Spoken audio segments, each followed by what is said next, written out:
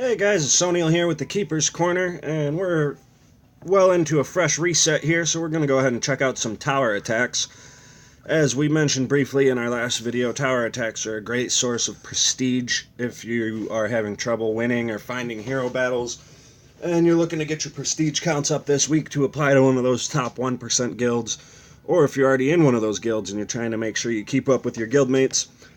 One of the things you want to take note of when you are attacking towers is that the trophy count here is indicative of their tower power level.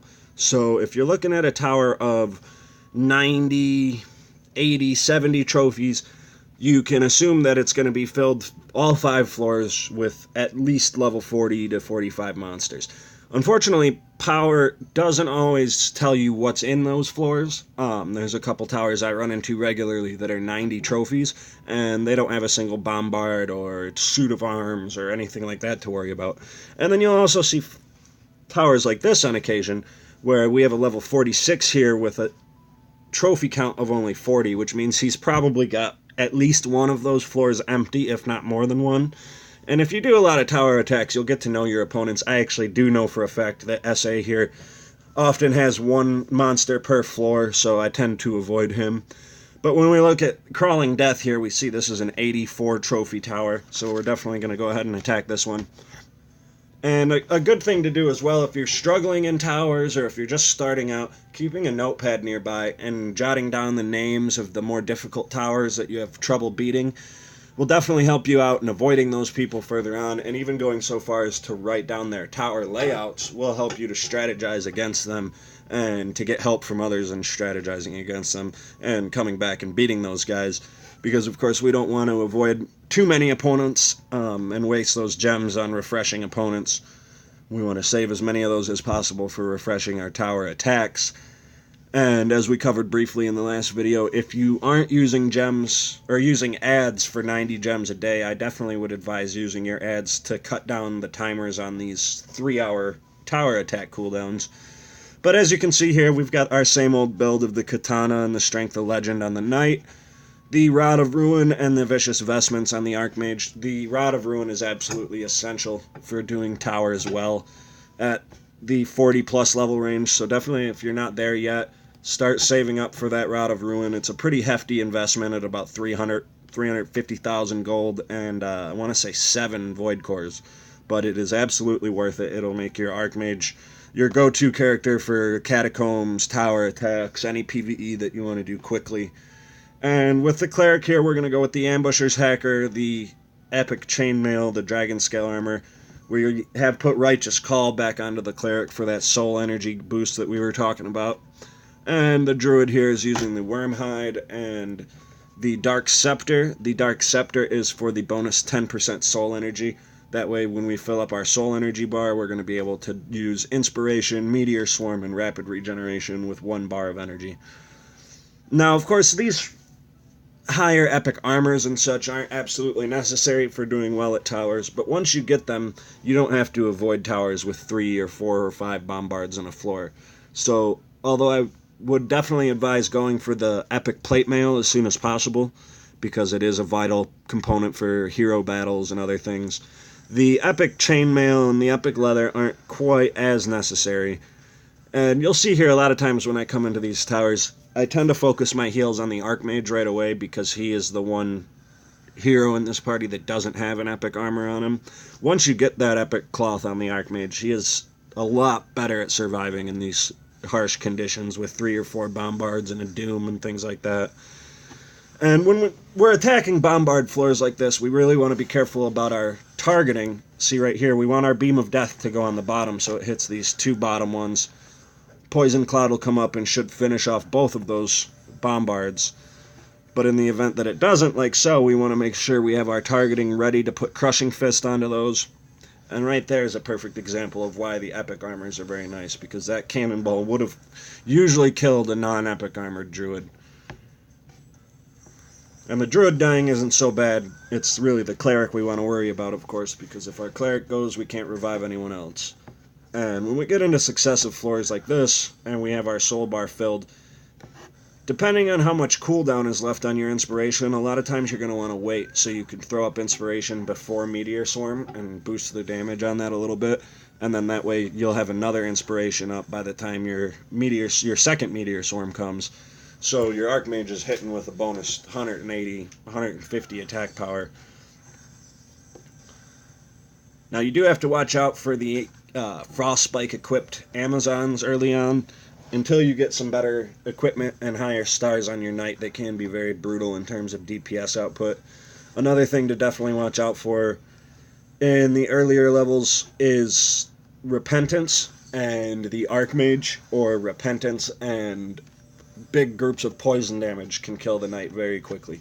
Even my strong knight, a floor of 2 Repentance guys and 4 of the DPS snakes, will get my knight down to 25% health or less. So you definitely got to be careful with poison. Make sure you change your targeting as often as possible. Another important thing is in weaker towers to speed them up if you want. Unfortunately, Invigor will always cast on the party member who is missing health. So if you're trying to throw Invigors onto your Archmage to get more poison clouds and whatnot out, you usually have to make sure you're rapid regening and healing everybody, and that'll greatly increase your chance of the Invigor going to the Archmage if everyone's at full life. And of course, if you can get your Archmage to have just a little bit of health gone, you can always target that Invigor on him over the knight.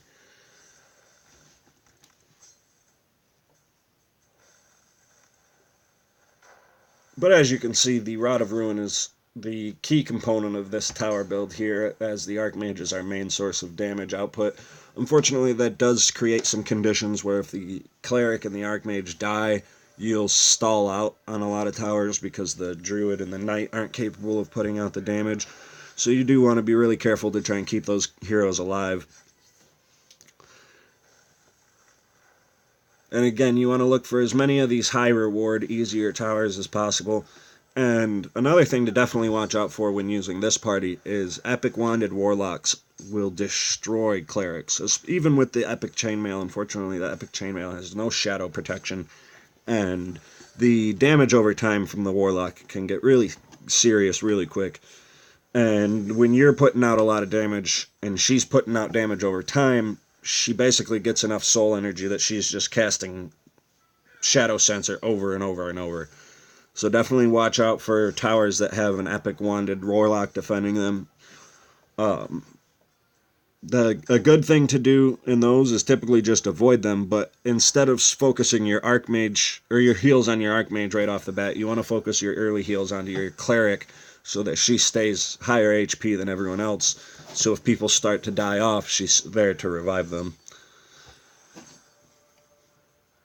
And another thing, you want to make sure that your Cleric is not your lowest HP hero on the team, if that means throwing some extra levels into her and keeping the Druid maybe a level or 2 lower.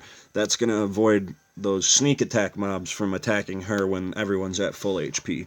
And you will find some floors occasionally, if you're not wearing good armor on her, that have 6 sneak attackers, and they can either take her very low or even kill her.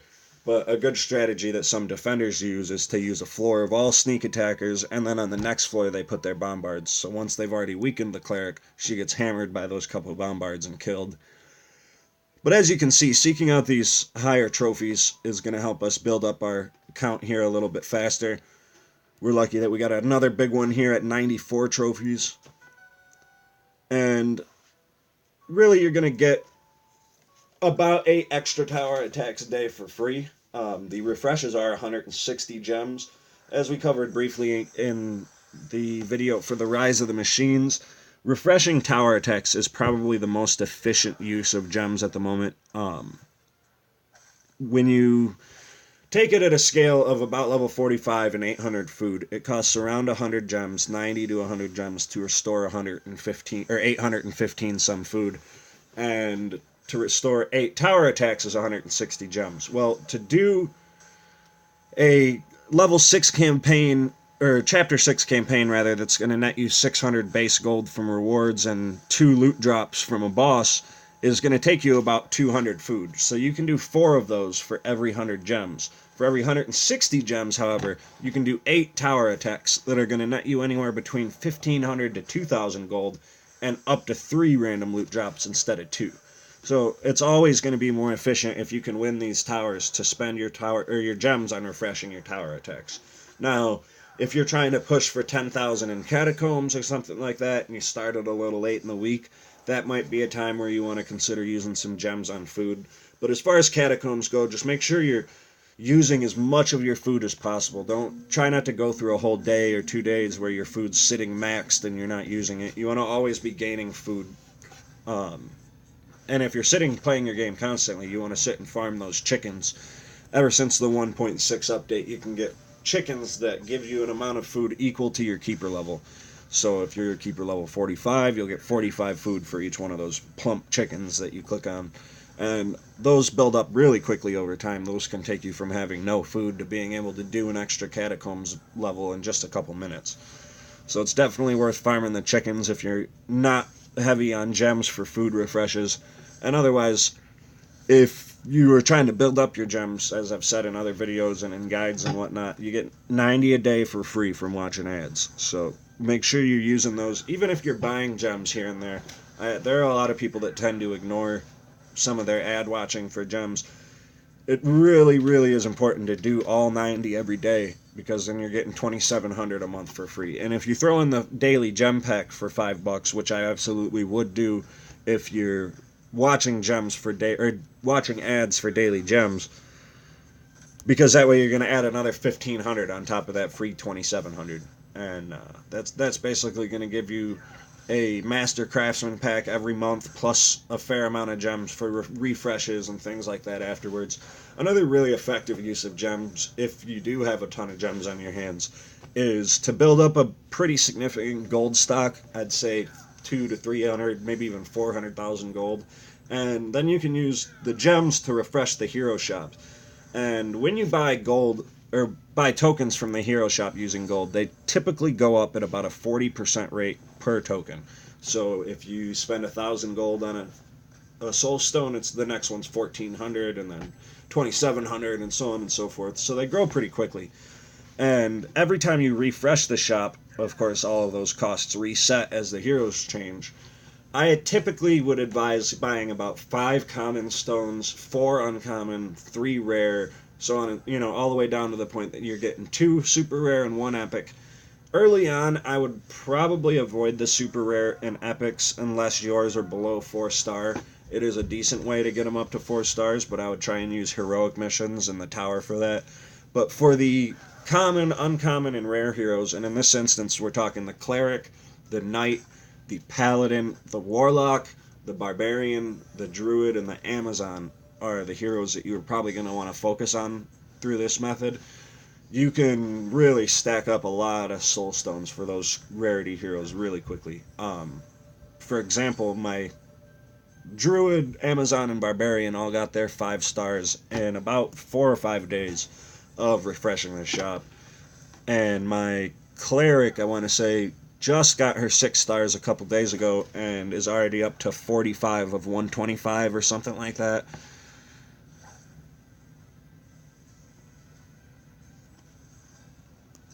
It might be a little less, it might be in the 25s, but the point being that those common stones come really quickly when you're refreshing the shop. And somewhere I have it written down, but I want to say it's about 10,000 gold for 5 stones. So at 10,000 gold per 5 common stones, it's not too bad of an investment to at least pick those up every day. And then if you're doing your 3 fine loots on top of that, that's 8 stones for your common heroes every day, if you're only refreshing the shop to find them once. If you have enough gems that you can cycle the shop 3 or 4 or 5 or 6 or 7 times, you're going to be able to pick up 60, 70, 80 stones with 200,000 gold and not spend a dime on hero packs, which, if gems aren't on sale, of course, can start to match the same cost. But with gem sales and whatnot, you can pick up 7,800 gems for $50 and refresh the hero shop basically an infinite amount of times. Of course, the big stalling point in doing your stones that way is going to be gold. I definitely wouldn't advise investing too much gold into soul stones until you've crafted most of the gear you want.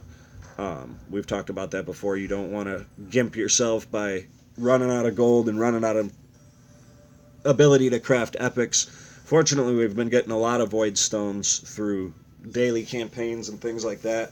So keep saving up your void cores, saving up your gold if you're having trouble getting up in the crafting, and watch those ads every day, like I said. For anyone who's completely free to play, it's just a waiting game. You're going to eventually be able to get all the same stuff as everybody else, but you have to be really mindful of your resources, and you have to really look at things in a week-by-week and a month-by-month basis. The only thing you can really buy in this game is instant gratification. So long as you conserve your resources and use them wisely, you're going to be able to catch up to anyone with enough time. And the fortunate thing with this game is there really is a peak amount of equipment that you can craft, and after that, the only thing you're going to be doing is combining and enchanting and things like that. So once you get your equipment crafted and rounded out, again, I definitely suggest going into the hero shop once in a while and picking up as many stones as you can. We'll have a quick look here. For example, our druid just hit 7 stars there. We had only bought 1 stone, so I'm going to go ahead and pick up 2 more for her to put her at 3 stones that we've purchased. Although you do see I have the Kensai and Necromancer here who I'm working on. I'm going to avoid spending the gold on those guys for now, so that I can continue to speed up these lesser heroes a little faster.